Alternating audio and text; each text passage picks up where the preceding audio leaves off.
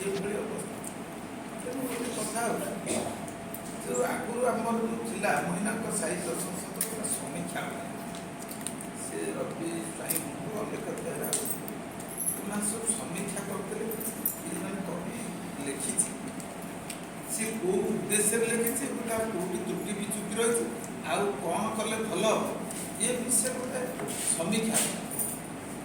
ଆମେ ଯେଉଁ ସମୟ ନଷ୍ଟ କରି ଆସୁଛୁ ଗୋଟା ନୂଆ ପ୍ରେରଣା ପାଉଛୁ। ନା ମୋର ଏଇଠି ତ୍ରୁଟି ରହିଲା, ମୋ ତ୍ରୁଟି କ'ଣ ମୋତେ ଦେଖାଯିବ? ମୋ ପୁଅ ଯେତେ ଅସୁନ୍ଦର ସେ ମୋ ପାଇଁ ସୁନ୍ଦର ନୁହେଁ। ତେଣୁ କହିବାର କଥା ହେଉଛି ଆମେ ଯେଉଁ ନୂଆ ପିଢ଼ି ଯିଏ ଆସୁଛନ୍ତି, ନୂଆ ପିଢ଼ି ତ ଆସିବାର ନାହିଁ, ଆମେ ସେଇ ପୁରୁଣାକୁ ଧରି ଚାଲିଛୁ। ତେଣୁ ନୂଆ ପିଢ଼ିକି ଆଣିବା ପାଇଁ ଆମେମାନେ ମଧ୍ୟ ଉଦ୍ୟମ କରିବା ଉଚିତ। ଆସ୍ତେ ଆସ୍ତେ ଲୋକ ସଂଖ୍ୟା କମୁଛନ୍ତି କହିଲେ ଭୁଲ ହେବ। ପାରାଦ୍ୱୀପ ବନ୍ଦରଟା ଚାଲିଛି, ଏପ୍ଲାଇ କମିଛନ୍ତି, DLR ବଢ଼ିଛନ୍ତି, କିନ୍ତୁ ହେଲେ ସାରସ୍ୱତ ତ ସେଥିରେ କିଛି ବାଧକ ନାହିଁ। ସେମାନେ ଆସିବାର ଅସୁବିଧା କରୁଥିଲେ। ତେଣୁ ଆଜି ଆମେ ସମସ୍ତେ ବ୍ୟସ୍ତ ବହୁଳ ଭିତରେ ବି ଏକ ଶାନ୍ତିର ଆଶ୍ୱସ୍ତିର ଇଏ ହେଉଛି ଯେ ସାରସ୍ୱତ ସାଧନା କରିବେ। ଯେଉଁ ସମୟଟିକୁ ଆମେ ଲେଖୁଛେ ଯେତେବେଳେ ଆମେ ଏକ ନିଆରା ଦୁନିଆକୁ ଯାଉଛୁ, ଯେଉଁଥିପାଇଁ ଆମକୁ ଦ୍ୱିତୀୟ ଈଶ୍ୱର ବୋଲି କୁହାଯାଉଛି, ସେଇ ସମୟଟା ଆମେ ସମସ୍ତ ଚିନ୍ତା, ସମସ୍ତ ଜଞ୍ଜାଳ, ସମସ୍ତ ସମସ୍ୟା ଦୂରେଇ ଯାଉଛୁ। ଯାହାଦ୍ୱାରା କ'ଣ ହେଉଛି ନା ଆମର ଯେ ତିନିଟା ବ୍ୟାଟେରୀ ଫ୍ୟୁଜ୍ ହେଇଥିଲେ ଚାର୍ଜ ହୁଏ, ସେଟା ଆମେ କିଛି ସମୟ ପାଇଁ ଟେନସନ୍ ଫ୍ରି ହେଇଯାଉ, ଯେଉଁଗୁଡ଼ାକ ଆମ ସ୍ୱାସ୍ଥ୍ୟ ପାଇଁ ଉପକାର। ତେଣୁ ମୋର କହିବା କଥା ହେଉଛି ଯେ ସମସ୍ତେ ମଧ୍ୟ ସେମାନଙ୍କର କଲମକୁ ଆହୁରି ଶାନ୍ତ କରନ୍ତୁ, ଆହୁରି ସମୟ ଦିଅନ୍ତୁ। ଯଦି ସୁସ୍ଥ ନିରାମୟ ଜୀବନ କାମନା କରୁ, ଯଦି ଅର୍ଥ ପଛରେ ବଢ଼ିବ,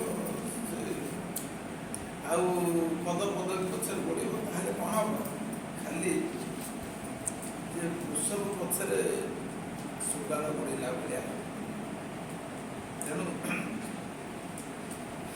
ଆମେ ସମସ୍ତେ ଯେତିକି ଜଣ ଆସିଛୁ ତାହା ବାବଦରେ ସାର୍ ବହୁ କସରତ କରିଛନ୍ତି, ମେସେଜ ପଠାଇଛନ୍ତି, ଫୋନ୍ କରିକି କହିଛନ୍ତି।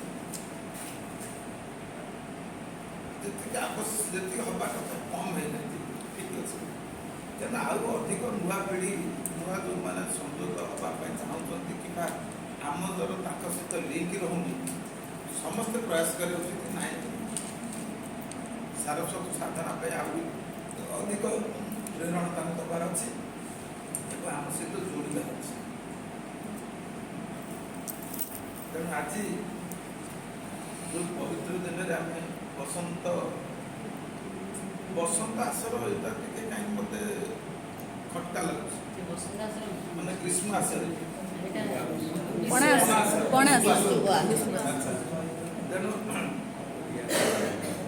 ବିଶ୍ୱ ଆସରରେ ଆମେ ସମସ୍ତେ ଯେଉଁ ଓଡ଼ିଆ ନିଜକୁ ବୋଲିକିରି ଆମେ ପରିଚୟ ଦେଉଛୁ, ଓଡ଼ିଆ ତାର ଅସ୍ମିତାକୁ ରକ୍ଷା କରିବା ପାଇଁ ପ୍ରୟାସ କରୁ, ସ୍ୱାଭିମାନୀ ଓଡ଼ିଆ ହେବା ପାଇଁ ଚେଷ୍ଟା କରୁ।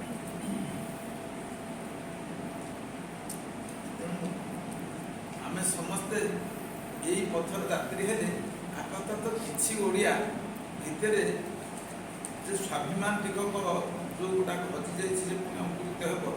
ମୁଁ ଏତିକି କହି ମୁଁ କବିତା ଉତ୍ସାହ କରୁଛି। ଗୋଟା ଯେହେତୁ କବିତା ପଢ଼ିବାର ଅଛି, ପଢ଼ିଛି।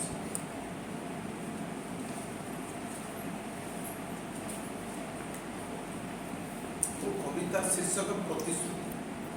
କେତେ କାଳ ତୁମେ ଅନ୍ଧ ପୁଟୁଳି ବାନ୍ଧି ସ୍ୱପ୍ନ ଦେଖାଉଥିବ ସ୍ୱାର୍ଥ ଦେଶୀ ମଣିଷ ଗୁଡ଼ାକୁ, ଯାହାଙ୍କ ପାଖରେ ମାନବିକତାର ମୂଲ୍ୟବୋଧ ତୁଚ୍ଛ ହୋଇଯାଇଛି, ପରଖି ପାରନ୍ତି ନାହିଁ ମଣିଷ ପଣିଆର। ଚିନ୍ତାଧାରାକୁ ତୋଲିବା ବେଳ ରତ ହିସାବ ସାରିବାର ଆଉ ବା କେତେ ସମୟ।